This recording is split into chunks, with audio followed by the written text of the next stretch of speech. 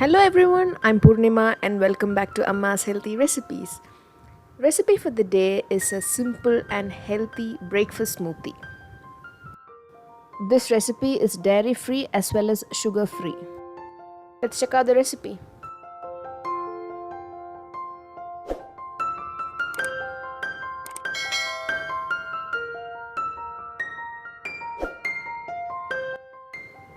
You can also soak it overnight.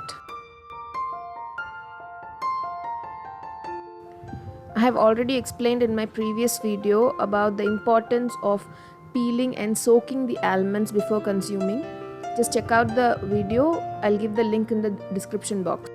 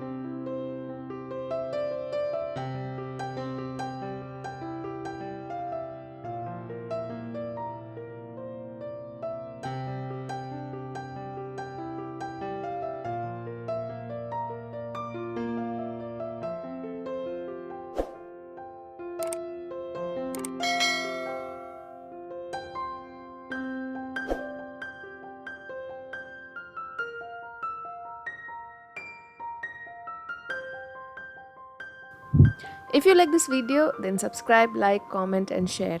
And also press the bell icon to receive notifications once a new video is uploaded.